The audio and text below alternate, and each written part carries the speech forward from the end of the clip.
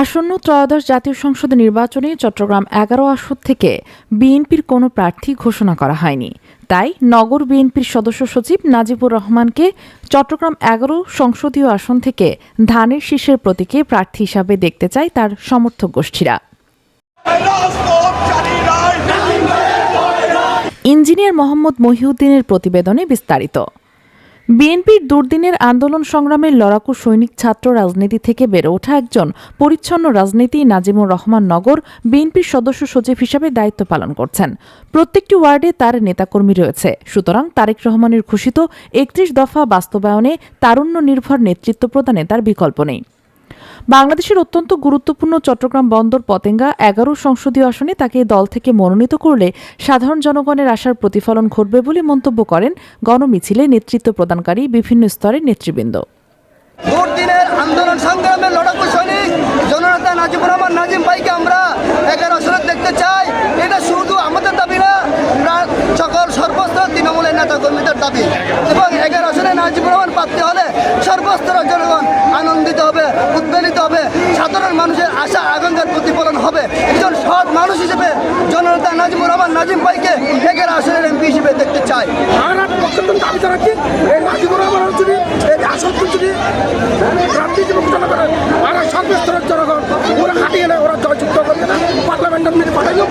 বাংলাদেশ জাতীয়তাবাদী দল চট্টগ্রাম মহানগরের সদস্য সচিব, যিনি তৃণমূল থেকে হাঁটি হাঁটি পা পা করে আজকে এই অবস্থানে এসেছেন, যেখানে এই 11 আসন নয়, পুরো চট্টগ্রামে যার পদচারণা ছিল ছাত্র দল থেকে আরম্ভ করে আজকে যিনি সদস্য সচিব হয়েছেন, তার পদচারণায় আবারও মুখরিত হয়েছে।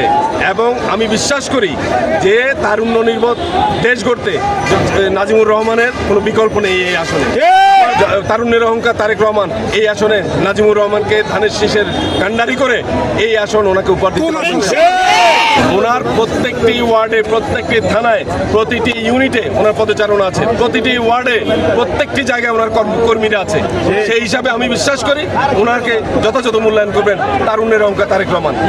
বন্দর পতেঙ্গা 11 আসনে নাজিবুর রহমানের সিনিয়র কোনো নেতা নেই, সুতরাং আমরা নাজিবুর রহমানের কোনো বিকল্প দেখি না। বন্দর পতেঙ্গার আগামী দিনের সাংসদ জনাব নাজিবুর রহমানের জন্য আমি শুভকামনা করছি। ওনাকে আমরা আগামী দিনে জাতীয় সংসদে সাংসদ হিসেবে দেখতে চাই। ওনার নেতৃত্বে আগামী দিনে বন্দর পতেঙ্গায় উন্নয়ন হবে ইনশাআল্লাহ। এবং নাজিম ভাই যে ক্লিন ইমেজের ছাত্র নেতা ছিল, আর বর্তমান মেম্বার সেক্রেটারি মহানগর বিএনপি, ও যদি এই আসনের মধ্যে প্রার্থী হয়ে যদি জিতে, আগামীর যে পার্লামেন্ট, এই পার্লামেন্টের মধ্যে যদি এটা কোনো গ্যাপ থাকে, এই গ্যাপ অর্থনীতি করবো নাজিম ভাইয়ের বিকল্প। আর এই আসলে কেড়ে নয় নাজিম ভাইরে আগামীতে যে ত্রয়োদশ পার্লামেন্ট জাতীয় সংসদ নির্বাচন হইব, ওই নির্বাচনও তারা ওরা প্রার্থী হিসেবে চাই। আমরা জানি এই 11 আসন হচ্ছে বাংলাদেশের প্রাণ। আমাদের আগামী দিনে প্রার্থী হবে নাজিমুর রহমান। ২১ নভেম্বর শুক্রবার বিকালে চট্টগ্রাম ১১ সংসদীয় আসন ডবল মুরিং আংশিক সদরঘাট বন্দর ইপিজেড পতেঙ্গা সর্বস্তরের এলাকাবাসীর ব্যানারে ইপিজেড এলাকায় একটি গণমিছিল অনুষ্ঠিত হয়েছে। মিছিলটি সল্ট গোলা ক্রসিং থেকে শুরু হয়ে বিমানবন্দর প্রধান সড়ক প্রদক্ষিণ করে সিপিজেড পুরাতন থানার সম্মুখ চত্বরে সংক্ষিপ্ত সমাবেশের মাধ্যমে শেষ হয়।